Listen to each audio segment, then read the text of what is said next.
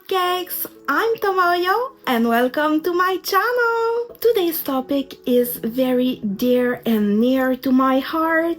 It's going to be about my personal style journey and how developing a personal style can help with self-discovery, self-acceptance, and healing. We are going to dive into my Lolita fashion journey or my alternative fashion journey. I am very excited to make this video. Today's video is in collaboration with one of our very dear friends, xHelloGhostyx on YouTube. They have been a mutual of mine for a while. We decided to do a little collaboration video together. So I'm letting Ghosty taking over the video now. Hi, first off, I want to thank Tomoyo for letting me be a part of this amazing style evolution collab with them that has kind of a mental health aspect as well. Hi guys, my name is Ghosty, my YouTube name is xHelloGhostyx, and I make spooky cute fashion content and have a variety of interests. I make videos on my fashion, of course, my makeup, and media at times that really piques my interest. I also make story times and vlogs about my life as a disabled creator. What is a Halloweencore style? Halloweencore style is dressing like it is Halloween year round. You want to embody the season. Whether it's looking like you're part of a Halloween special like I do, whether it's wearing Halloween themed clothes year round, such as shirts with jack-o'-lanterns on them, lots of spooky cute little ghosts, Hocus Pocus, Halloween Town. You could even go the horror route with it. Halloweencore is not something I want to say I created.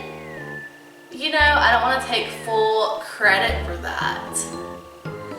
But my version of Halloweencore, I would say, is very spooky cute, Kawaii influences, a lot of anime and cartoon influences, and a lot of it comes from my own imagination. So we are going to take a deep dive into myself, what I like and what I went through ended up in the beautiful blooming flower I am today.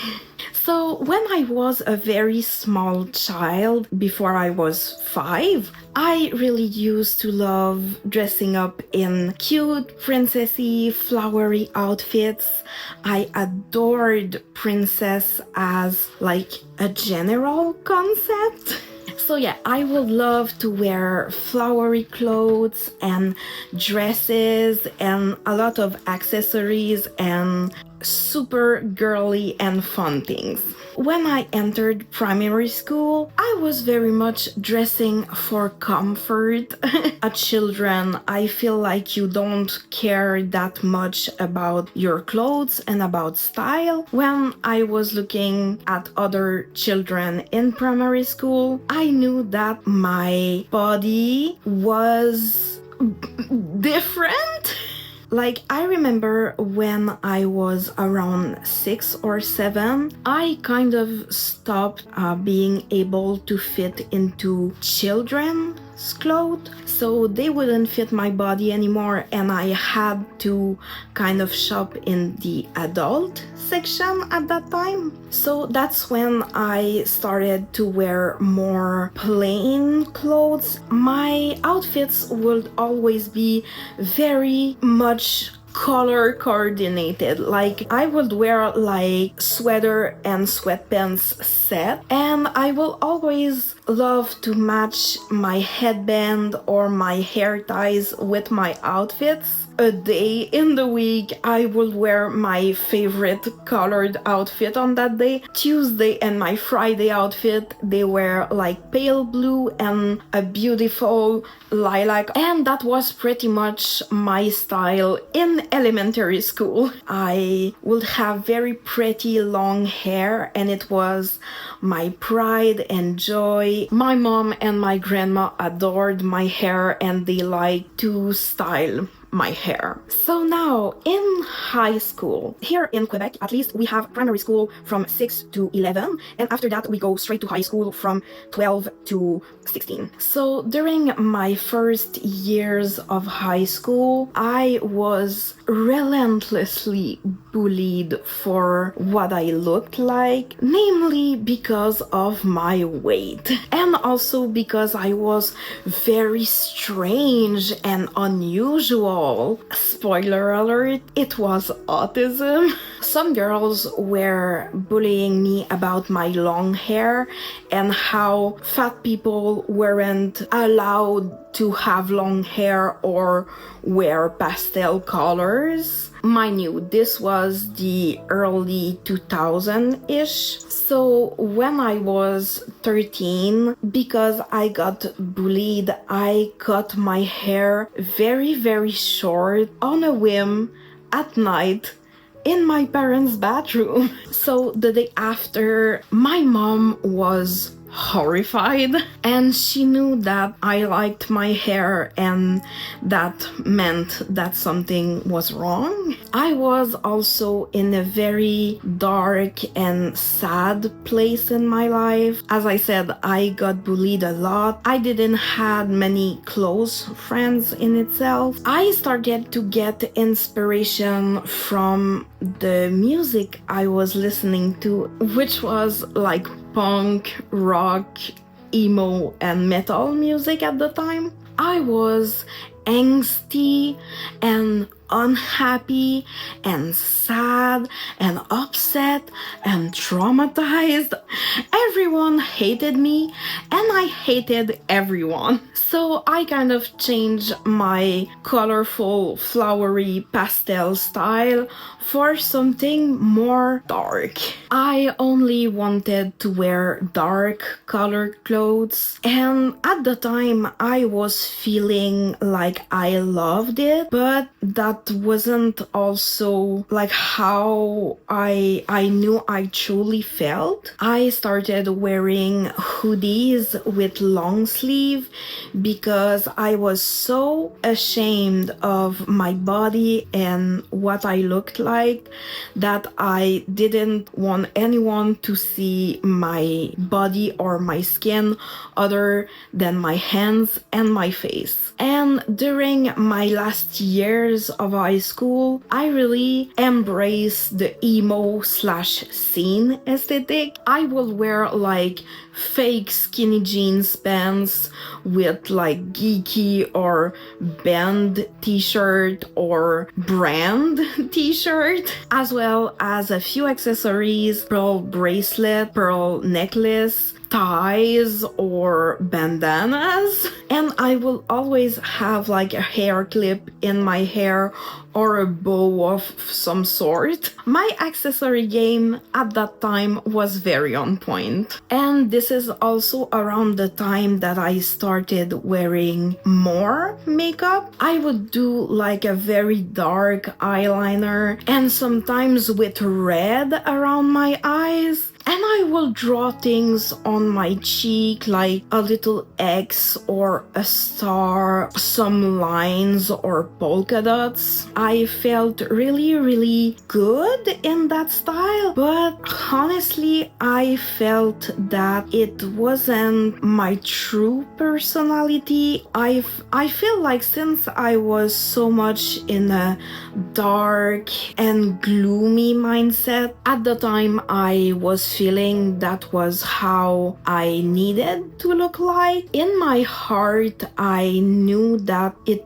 wasn't going to be my style forever. So during my last year of high school, I was mostly hanging out on Skyblog/Skyrock. It was around 2008-2009. So yeah, I had a Skyblog, which was one of my creative outlets where I would post about anything, mostly post selfies and pictures and like artistic pictures of me and my style. At the time, I had a lot of mutuals that were into J fashion and Harajuku fashion inspired styles, and that's when I discovered the existence of Harajuku fashion. It was through Skyblog. I fell in love with Decora style, Manasama Gothic Lolita style, as well as Fruits style, Harajuku fashion in general. I wanted to wait until I was done with high school to do a big style and lifestyle change as well. I would say that I feel like my interests have shifted a lot, but it's more like I wasn't afraid to like what I liked anymore.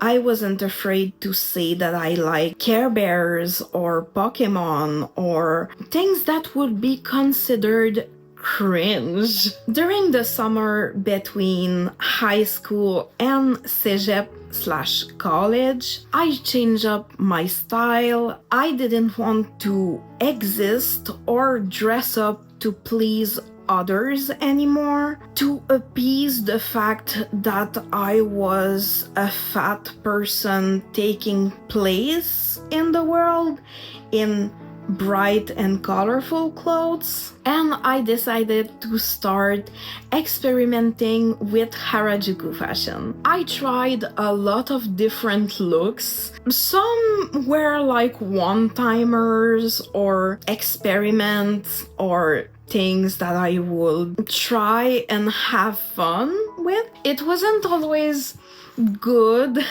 or well put together. I was having so much fun creatively, and I felt closer to my true self more than I ever had in my life. So at that time, my style was a mix of like beginner Lolita fashion and also Decora and Fruits fashion, as well as a little touch of darker and gothic styles as well. I was also very much trying to find my proper Lolita style and what I feel will be more comfortable for me and for my personality. I decided that I wanted to dedicate myself 100% to Lolita fashion and Lolita lifestyle. And back in 2009-2010, it was very hard to find Lolita fashion pieces overseas, and it was even more difficult to find them in my size. I remember I was searching for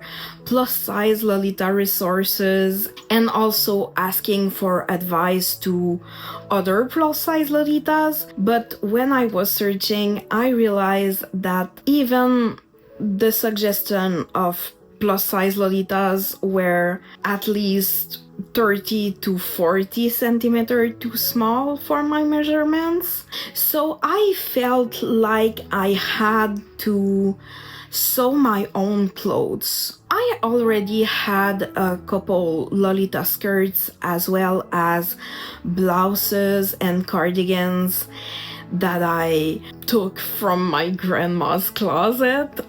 I wasn't experimented in either Lolita or sewing, so let's say that my pieces were very basic and not the best quality.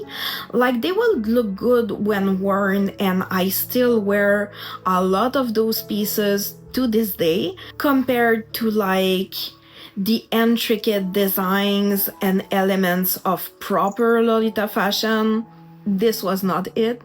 So at the time, I started to do my own research and to try and find custom sizing Lolita pieces. And at the time, there was only 2 or 3 sources for it. I remember there was Anna House that was around and is still around to this day, I believe. There was a website called Cutieland or something like that, which was mostly Taobao pieces. So I did my absolute best to curate a closet full of custom sizing pieces that will fit me, that will fit my style, and that will fit my measurements. And I remember when I had my first proper Lolita pieces, I would feel so happy and accomplished, and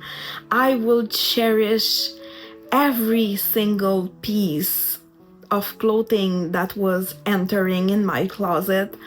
I still cherish every single piece of my closet to this day. My custom sizing Lolita pieces are some of the most precious things that I have in my life. Lolita fashion truly helped me to feel confident in my body, confident in what I would look like. I feel like when I started to wear Lolita fashion, I kind of had an epiphany.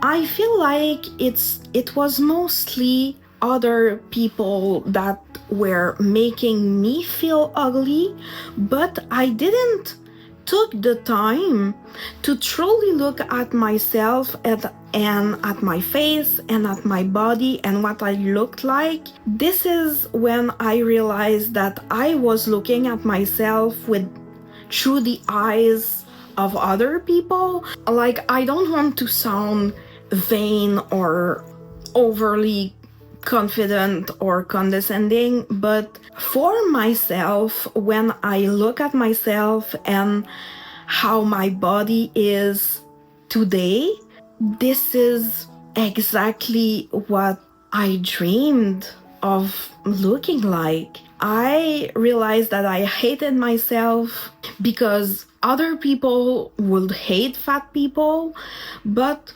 when I look at me, when I look at myself, I think I am the most precious little flower bud in the world. And honestly, I am so glad and grateful that I had this moment where I would be like, why do I keep criticizing myself on things that I personally don't feel insecure about? Like, that is so messed up to me. Like, I was basing my perception of myself on the perception of other people, but I am the most important person in my life.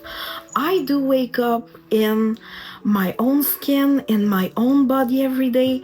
I love what I look like, and I'm grateful for what I look like. The things I didn't like, I changed. I didn't like how miserable I would feel in clothes that would not like hide my body, but more like it was so ingrained in my brain that I wasn't allowed to wear pastel as a fat person.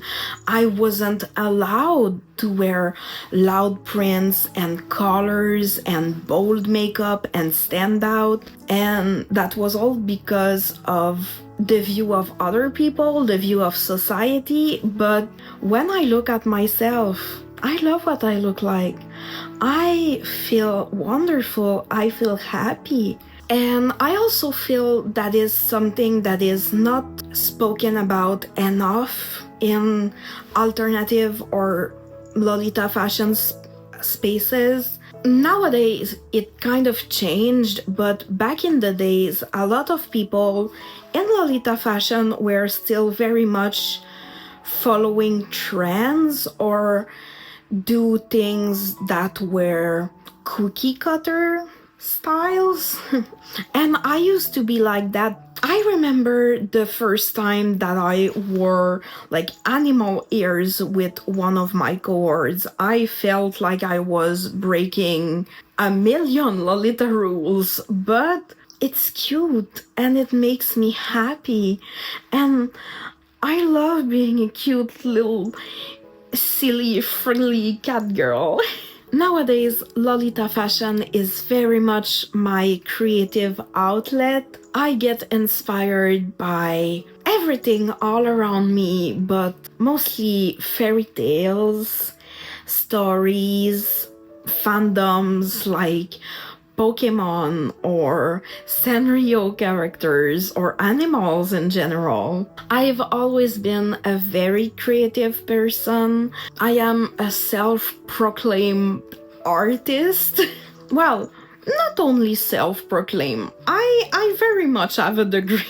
So it felt very normal and inspiring to put all my heart and love and creative juices into creating looks and pictures and videos that I post on social media. And nowadays, one of the main things that is very much a core value in my life, I want to be an inspiration for people like the teenage Tomoyo who felt like they didn't belong anywhere or that life would always feel so sad and dark. I am very happy and grateful that I have the power to create the life that I want and the life that inspires me and a life that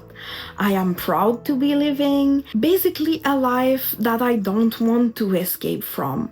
I don't feel trapped in a style or trapped in my body like I used to back in high school. It's funny because a lot of the time people will say that Lolita fashion is like hiding under a persona or a costume. For me, it's like 100% the opposite. It's more like I never felt so much true to myself and true to what I want to represent and what I strive to be as a person. Like, yeah, some day it is my armor for battle, and some days where I emotionally don't feel my best, it makes me happy to dress up. It's not something that I'm not. I feel like it's my truest and purest form. If you could like open up my soul, it will be that. I hope you enjoyed this video, my little shortcakes. I haven't done a personal fashion video in a while. Sorry if I seemed a little crusty, a little rusty.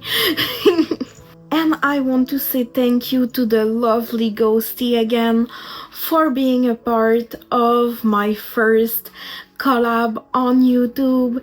Go check out their channel. They are amazing. Their style is chef's kiss and they are very much a lovely and wholesome being that I'm very happy and glad to call my friend.